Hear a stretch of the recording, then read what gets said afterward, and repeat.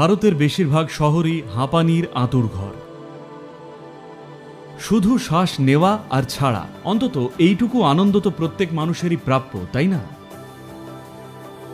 অনেক মানুষকেই দেখেছি তাদের হাঁপানি 100% সেরে গেছে।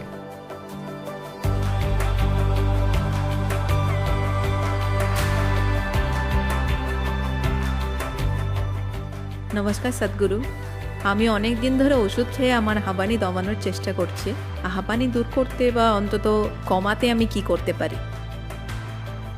ভারতের বেশিরভাগ শহরই হাঁপানির আঁতুড়ঘর।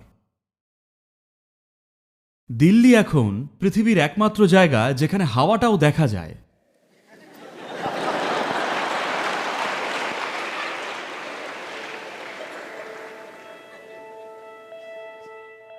ভালোই, হাওয়ার মতো একটা গুরুত্বপূর্ণ জিনিস চোখে দেখা যাচ্ছে। বাতাসটা এত ঘন যে চোখে দেখা যাচ্ছে। আপনার ইতিমধ্যে রোগ হয়ে থাকলে শহরে আপনার থাকাই উচিত নয়।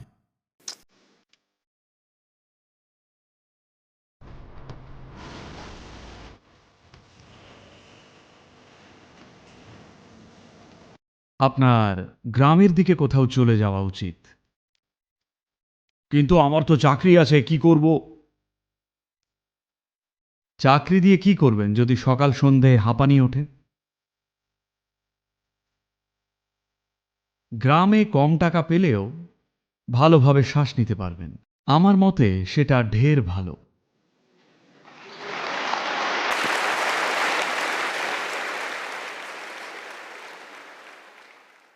অন্তত শ্বাসটা সহজে নিতে পারা উচিত, আর কিছু না হলেও, তাই না?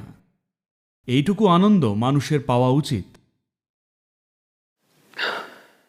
শুধু শ্বাস নেওয়া আর ছাড়া, অন্তত এইটুকু আনন্দ তো প্রত্যেকটা মানুষেরই প্রাপ্য, তাই না?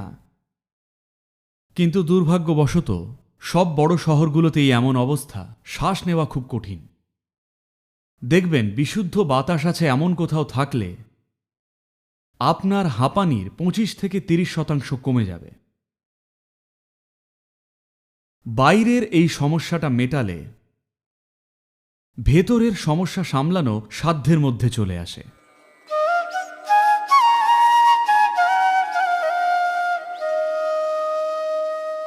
মানুষের অসুস্থতা দুই ধরনের হয়, এক সংক্রামক রোগ আর দ্বিতীয় দীর্ঘমেয়াদী ব্যাধি। শরীরের সংক্রামক রোগ হয় যখন বাইরের কোনো জীবাণু শরীরে ঢুকে সমস্যা তৈরি করে, তখন এটা শুধুই ওষুধ দিয়ে সামলাতে হয়।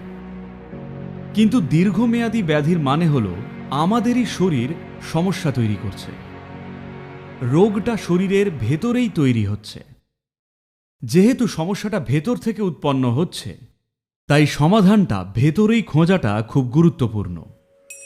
ইনার ইঞ্জিনিয়ারিং প্রসেসটা ঠিক এই বিষয়। আমাদের সক্ষমতা ও বুদ্ধিমত্তার যে গভীরতম মাত্রাটা স্বয়ং আমাদের শরীরটা উৎপন্ন করতে বা গড়তে সক্ষম, তার নাগাল আপনার কাছে উপলব্ধ করা, ভাবা আর বোঝা যে আমার সব সমস্যার একটা বাইরের কারণ আছে আর সমাধানও বাইরে। এভাবে গোটা প্রক্রিয়াটাকে দেখাটা খুবই নির্বুদ্ধিতা হবে। দীর্ঘমেয়াদী রোগের মতো রোগ, যেমন ডায়াবেটিস, উচ্চ রক্তচাপ, হৃদরোগ, অ্যাস্থমা বা হাঁপানি, অ্যালার্জি, মোটা হওয়া, খাওয়ার সমস্যা, এইরকম অনেক অসুস্থতা যা মূলত ভেতর থেকেই সৃষ্টি হয়, এই সব কিছুই ভেতর থেকে নিয়ন্ত্রণ করা যায় শুধু যদি আমরা আমাদের সত্তার সবচেয়ে গভীরের মাত্রাটার প্রতি একটু মনোযোগ দিতে রাজি হই।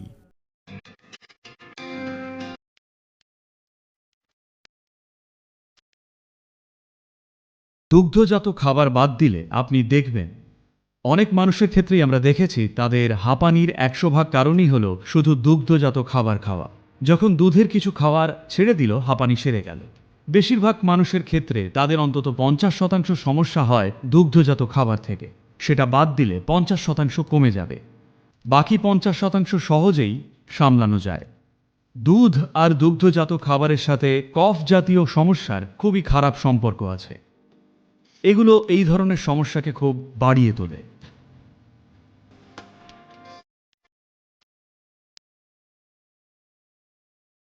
এইরকম মানুষদের উচিত কলা, কাঁঠাল, রান্না করা বিট এড়িয়ে চলা। কাঁচা বিট খেতে পারেন, কিন্তু রান্না করা বিট অনেক বেশি কফ বা মিউকাস তৈরি করে।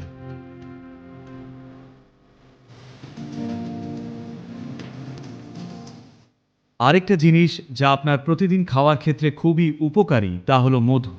মধুই পৃথিবীর একমাত্র পদার্থ যার রাসায়নিক গঠন মানুষের রক্তের খুব কাছাকাছি। কয়েকটা জিনিস বদলালে এটা প্রায় রক্তেরই সমান। প্রতিদিন মধু খাওয়া আপনার স্বাস্থ্যের জন্য খুব উপকারী, বিশেষ করে যাদের অতিরিক্ত কফের সমস্যা রয়েছে তাদের জন্য।